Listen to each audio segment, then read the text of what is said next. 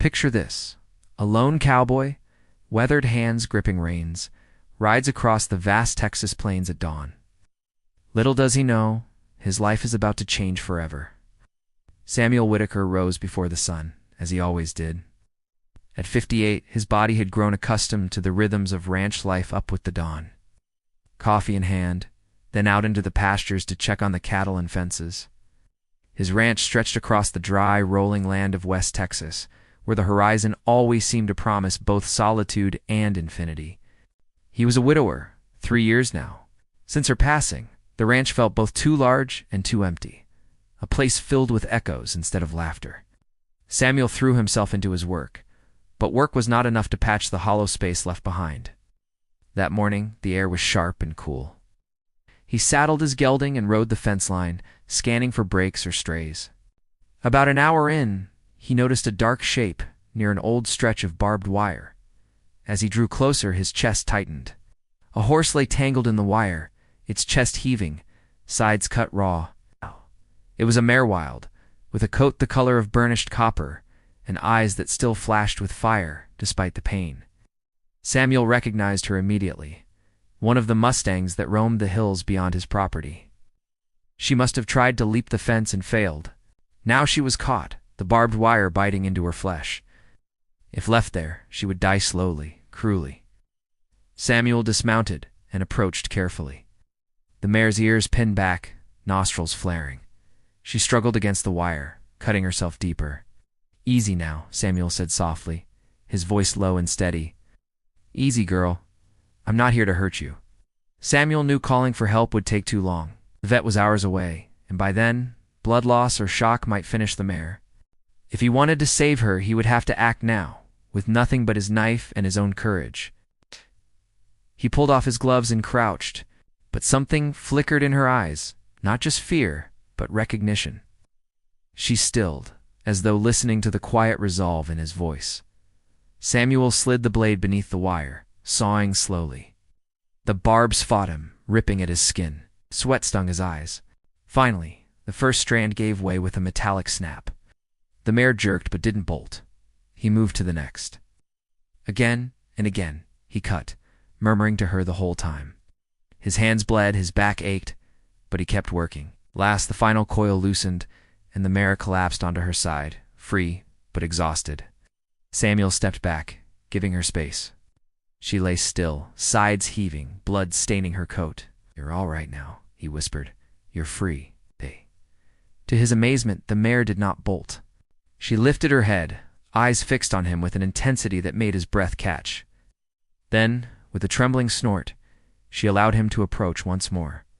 Samuel knew she wouldn't survive without treatment. He fetched his truck and horse trailer, though it took all his patience and quiet persistence to coax the mare inside. By some miracle, she didn't resist him with violence. Out. Instead, she seemed to sense his intention, as though she'd made the impossible decision to trust. The vet arrived within the hour. Together, they cleaned the deep gashes along her shoulders and flanks, stitched what they could, and dressed the wounds. Through it all, the mare stood with an unnatural calm. Every time Samuel laid a hand on her neck, she steadied, as though his presence was a tether in the storm. "She's got fight in her," the vet said afterward, "but it'll be weeks before she's out of danger. You'll need to care for her like she's your own." Samuel nodded. He'd already decided. He named her Ember for the way her spirit burned, even in the face of death. For the next 4 weeks, Ember lived in a corral by Samuel's barn. Day after day, he cleaned her wounds, changed her bandages, and brought her fresh hay and water. At first, she kept her distance, eyes wary. But gradually, she began to lower her head when he entered, even nudging his arm, as if to remind him not to forget the scratch behind her ears. In caring for her, Samuel felt a change within himself. The silence of the ranch was no longer so heavy. Ember's presence filled it with quiet purpose. He spoke to her as he had once spoken to Marianne, sharing the small thoughts of his day, the aches of his bones, even the memories he'd long tried to bury. At night, he would sometimes catch sight of her herd. They lingered on the ridges, calling to her with shrill, haunting whinnies. Ember would lift her head, ears twitching, muscles taut. Yet she always turned back to Samuel, as if torn between two worlds. By the end of the 4th week, Ember's wounds had knit into scars. Her strength returned, and with it, her restless energy. She paced the corral, eyes fixed on the hills. Samuel knew the choice he had to make. Ember was not his to keep. She belonged to the wild, to the herd that had not stopped calling for her. But the thought of letting her go clawed at his heart. She had become his companion, his solace, the living spark that had lifted him from despair. One evening, he stood by the gate with the halter in his hands. Ember approached, nudged his shoulder, and looked at him with an understanding that seemed almost human. "You were never mine," he murmured. "But thank you for letting me pretend, just for a while." The next morning, Samuel opened the corral gate. Ember stood at the threshold, hesitating. She glanced at him once, then bolted across the pasture, mane streaming like fire. At the top of the ridge, her herd waited. She paused only long enough to look back. Samuel raised a hand in farewell, though his vision blurred with tears. Then Ember reared and galloped to join her kind. The ranch felt emptier than ever that day, yet Samuel knew he had done the right thing. Love something wild was to accept its freedom, no matter how much it hurt. Months passed. The season shifted.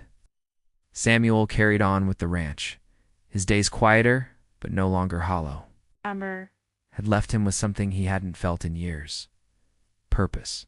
Then, one crisp autumn morning, he heard the unmistakable thunder of hooves near the fence line. Stepped outside, heart hammering. There she was. Ember, strong, radiant, her scars now faint beneath her copper coat. But she was not alone. Beside her wobbled a foal, tiny and bright-eyed, its coat a paler reflection of hers. Samuel's throat tightened. Ember stood tall, the foal pressed against her side, and fixed her gaze on him. It was not the look of an animal in need, but of one offering a gift, a final acknowledgement of the bond they had shared. For a long moment, man and mare regarded each other across the fence.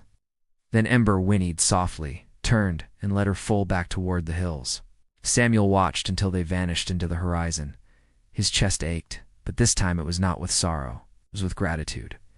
Samuel never forgot the day he cut Ember free, nor the weeks he spent nursing her back to health. She had healed more than her own wounds. She had healed something broken in him.